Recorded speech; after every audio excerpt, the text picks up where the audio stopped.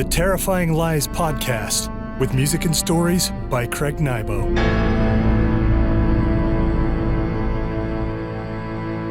Greetings, friends, and welcome to the Terrifying Lies Podcast, where madness meets mayhem with a grin. I'm your host, Craig Nybo. A while ago, I became intrigued by the concept of hypnosis.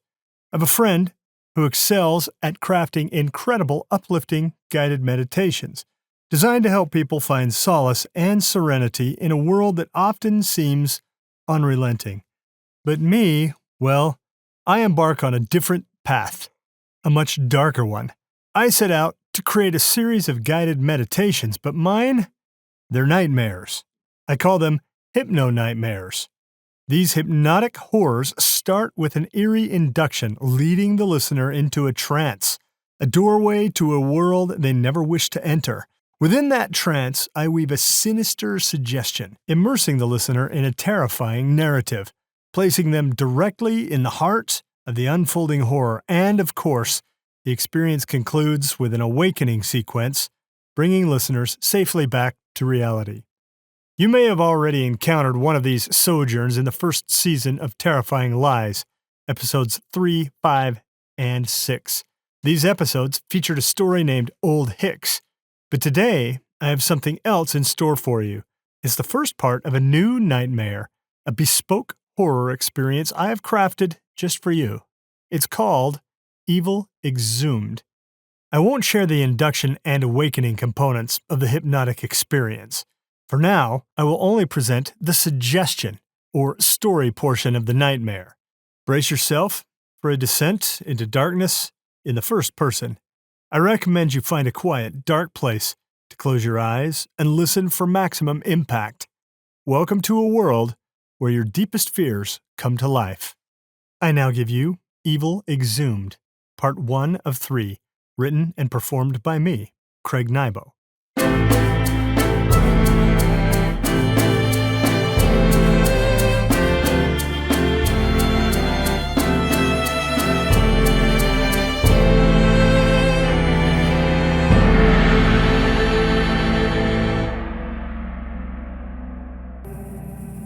It's not that you're opposed to capital punishment. It's just that, as the chief of police in the small town of Brightland, you've seen enough of the bad in people that you have no interest in watching the evilest of evil cook in the electric chair in that dreary concrete room on the south end of the Sandalwood Penitentiary, a castle that sits on the outskirts of town. On the night that Leon Mitchell fries, you sit on a porch swing in front of your home, unable to sleep, holding a glass of iced tea, rocking gently. You swear that the porch light flickers just at the stroke of midnight. You wonder if that flicker marks the moment when old Sparky draws its death current from the grid to put Leon Mitchell down for good. You don't feel sympathy for the man. The judge slammed him down on death row after a jury of 12 found him guilty of 36 counts of rape and capital murder. If anything, Leon Mitchell should die twice for what he's done, much of it within spitting distance of your hometown. But you don't have the stomach to go and watch, even though your friend Melvin Ball, a security guard out at Sandalwood, made sure you were invited. You finish your tea and head to bed, hoping that you can find sleep. As you change and slip beneath the covers, you have no idea that the horrors of Leon Mitchell haven't ended. Horror like you've never imagined lies in the offing, ready to visit Brightland, population 13,000. That is if you don't count the 4,000 inmates locked up in Sandalwood.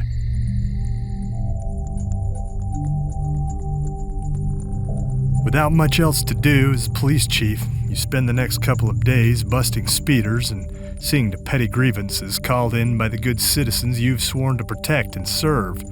Leon Mitchell's execution drifts away, far from your mind, replaced by the grind of your job. That is until your friend Melvin Ball calls you on your cell. You should have seen it. His head started to smoke. He danced like an organ grinder's monkey when they charged him up. He got what's coming to him, you say. I would have thrown that switch myself 10 times over if I had the chance. You know, they posted photographs of all the women he killed down at the post office. I saw him, you say. Makes me sick. That And the media circus kind of feels like an homage to evil. In my opinion, they should put him down like rabid dogs at the pound. Nice and quiet like, you say. We're putting him in the ground tonight. I'm overseeing the digging crew myself. You're not putting him in Brightland Cemetery, are you? Not a chance. It's the prison cemetery for Leon Mitchell. Nobody's gonna ever come visit him. Why would they? You talk with Melvin for another few minutes, chatting about the weather and the grind of work and living. In the end, you make an excuse and hang up. It's just you and the road now, all quiet. It's gonna be a late shift tonight, so you decide to make a stop at Bev's Coffee on Main and Spirit Avenue. Beverly, the owner of the diner, tops off your coffee cup as you finish a piece of apple pie. For as long as you remember, a sign that reads, "Free coffee for cops," is hung in the entryway of her restaurant. Even more, you've learned that if you can talk smooth enough, Beverly sometimes throws in a piece of pie. "I hate to admit it, but business is up," Beverly says. "I hate that our only local celebrity climbed the charts because he killed women and cooked in the electric chair. But it hasn't hurt my diner's bottom line none." "I suppose one can always find a golden lining," you say. You instantly regret your words. Seems the ghost of Leon Mitchell has left a cloud over the community. The diner seems more silent than usual, crowded with the usual faces, Brightland regulars, plus a few out-of-towners, serial killer groupies and media types. They don't bother you with their questions. You've done a good job of telling them that you are not willing to make any statements about Mitchell's death. You thank Beverly and drop a good-sized tip on the table. The night chills you as you walk out onto the sidewalk. You zip up your jacket and get into your cruiser. You find one of your usual speed trap locations and park behind a copse of poplar trees. It's time to add to the revenue coffers of Brightland City. You turn on your radar and settle into your seat. The Terrifying Lies podcast will return after this short commercial break. Welcome back to the Terrifying Lies podcast. An old Ford truck rushes by at better than 15 miles per hour above the speed limit. It's Earl Jakes. You know he's lost his job and can't afford to pay a speeding ticket, so you let him go. He's probably headed to his old trailer up by the state pen after putting a couple down at Bixby's Tavern. You give him a pass. He's a good guy. Before you can think about it, in the confines of your warm cruiser, with light music playing at a comfortable tempo, you drift off to sleep.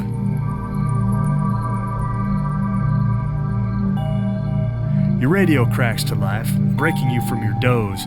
Cursing yourself, you check the time. You've been sleeping longer than you thought, nearly 4 hours. You know that the commissioner will have your guts for this if she ever finds out. Sleeping on the job? That's a firing offense. Margot Kleiner on dispatch repeats your name twice as you come to your senses. You suspect that she knows you've been sleeping, but she has the good sense to keep it under wraps over the radio waves. You pick up the handset. What is it? You been away from your radio? Been trying to reach you for 10 minutes. No, Never mind. We got a 4532 up at Sandalwood. You need to get to the penitentiary. 4532, that meant an escape. What the? Why would anyone attempt to escape a prison on the heels of Leon Mitchell's execution? The press crawled the streets, poking for stories wherever they could. Escaping Sandalwood could mean instant media attention. Not the time for a convict to become a celebrity. I'll get there, you tell Margot. Is the warden leading this? That's the weird thing, Margot says. He's MIA. I've been on the phone and I can't reach him. Who called it in? Earl Jakes, she says. You just cut Earl a break for speeding and probably driving under the influence. He isn't the kind to make bogus police calls. I'll stop at Earl's place on my way to the pen, you say. See if you can get some help. You are the only cop on duty in this one-horse town. You know Margot will have to wake up Bruno Sheridan, your deputy, and probably rattle the chains of some of the guys from county. You leave your speed trap nest and head towards Sandalwood Penitentiary. Earl Jakes lives in an out-of-the-way double-wide within spitting distance of the prison, with property values set at nearly nothing in proximity to murderers and rapists. And with Earl not giving a damn, 15 years ago he purchased a third of an acre, began his establishment with a pile of old tires and a stripped-down skeleton of a 1953 Willys Jeep scattered on his land. Since moving in, his yard had expanded into a scrapyard of old metal and junk. You recognize the truck that had sped by earlier as you pull along his drive strip up to his trailer. You get out of your cruiser and crunch on the gravel toward his front door. From the corner of your eye, you think you catch a glimpse of movement. You turn in that direction only to see Earl's monuments of junk. Old cars, tires, burned out kitchen appliances. Something could have easily moved within the obstacle-clogged yard. You chalk it up to nerves and continue toward Earl's front door. As you mount the sideways canting porch, you notice that Earl's front door has been smashed in. Splinters of it speckle the porch. You slow your approach and put a hand on the grip of your service pistol. "Earl?" you say as you move toward the door. A sound from the yard catches your attention, an odd, gurgling choke, half animal, half human. You stop, turn around, and back up against the double-wide, keeping your hand on your weapon. You scan the front yard for a sign of whatever made the noise. Something moves, jetting out from behind a stack of tires, running across a clearing in the junk and ducking behind an ancient refrigerator. It moves too fast for you to make out. All you see is its color, orange. It stands as high as a man and moves with such speed that you can't make out more than a streak through the moonlight. "Earl?" you say, continuing your advance, keeping your eyes on the old refrigerator. You push on the broken door. It swings in on a single hinge. You duck into Earl's double-wide and draw your service pistol all at once. Being a hunter, you know the metallic scent of blood. The pungence smothers you as you walk into the trailer. It doesn't take long to see the origin of the smell and the reason Earl hasn't responded. Pieces of Earl Jakes lie strewn all over the front room of the double-wide. His legs lie bent-kneed over the back of a couch. A trail of his intestines unspool across the room. One of his arms looks as though someone tossed it on the coffee table. You spot his head sitting on top of the television set, staring back at you through a pair of wide-open cadaver eyes. You put an elbow over your mouth and nose as you wheel around to leave. That's when you see the figure standing on the porch outside the broken door. A man, bald. He wears an orange jumpsuit with a number monogrammed on the left breast. You raise your pistol and take aim. "On your knees, now!" You think you recognize him, but you can't place the name. The man smiles and steps into the double-wide. Splashes of blood cover most of his face, especially his cheeks and chin, as if he's just come from a ghoulish feast. The convict spreads his hands expressively as he enters the front room. "You think you can stop us?" he says. With that, the convict nods toward your service pistol as he takes a step toward you. As he steps into the light, comes to you where you've seen him. His face has been on television lately. In anticipation of Leon Mitchell's execution, the press has shown a light on other Sandalwood Penitentiary death row inmates. You recognize the man as one of those convicts, Shiloh Greaves. He's slated to be executed for double homicide with aggravated assault and kidnapping. You remember his case from nearly a decade ago. He killed 2 co-eds upstate at MSU. He's just the kind of guy to get chummy with Leon Mitchell. "I'm warning you, get on your knees or I'll shoot," you say. Greaves laughs, takes a step toward you. You fire, hitting him in the chest. He wheels around on impact and turns to face you again. You haven't stopped him, even with a bullet to the heart. But by the way he breathes in syrupy snatches, you know you've injured him. Greaves regains most of his composure. "I'll kill you for that." He runs at you. You unload your weapon into him. Each shot slows his progress, but he keeps coming. Ultimately, after 8 or 9 shots, you don't count, he collapses to the shag green carpet in a twitching mound.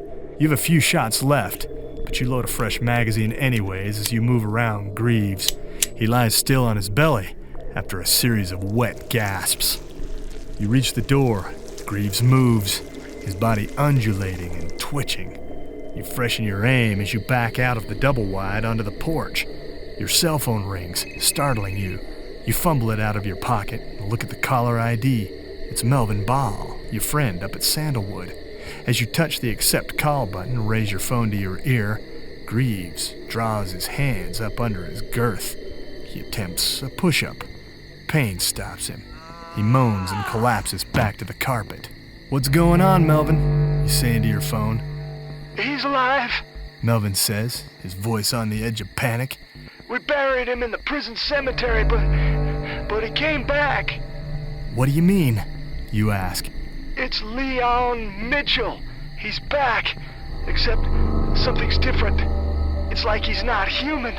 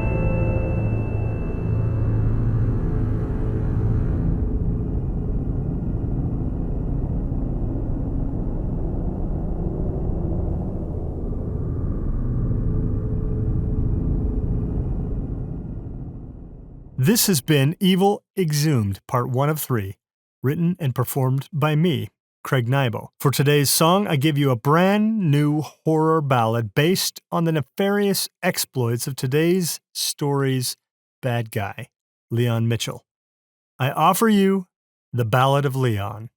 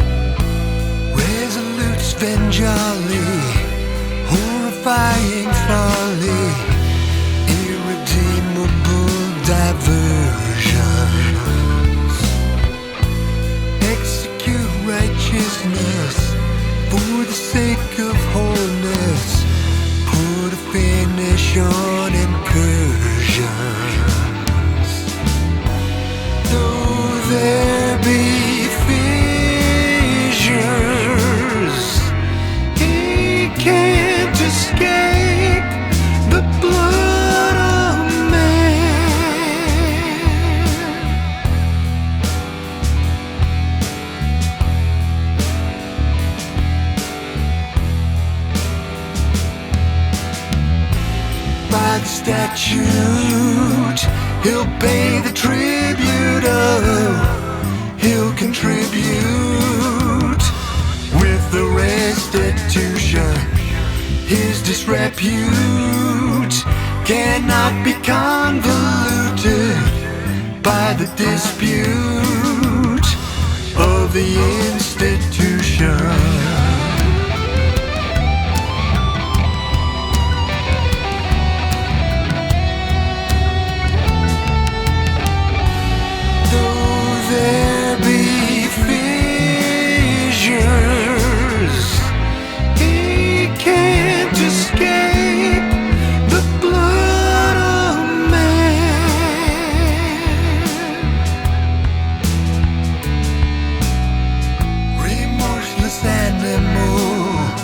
Immoral minimal, indomitable bastion of manhood.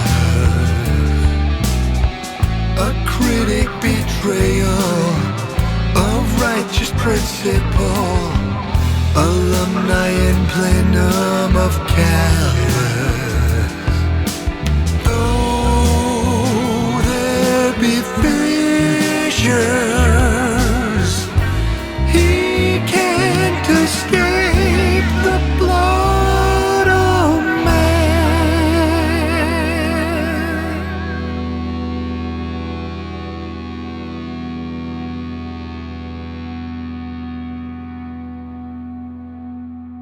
Well, my friends, it's time to turn up the lights, attenuate the eerie music, and wrap up another episode of the Terrifying Lies podcast. But fear not, my fellow thrill seekers, for this is not a farewell, but merely an intermission. As we reach the end of another macabre tale, I want to thank all of you, my sinister companions in the art of terror. We share a unique kinship, bound by our love for the dark and unexplained.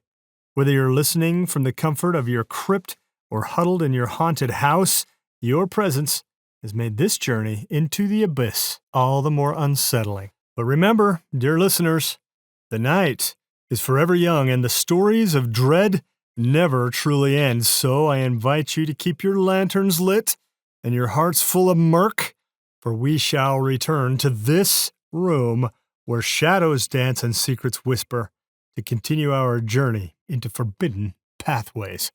Until next time, my friends, I bid you sweet dreams, or should I say, sweet nightmares. This has been the Terrifying Lies podcast. Please, come again.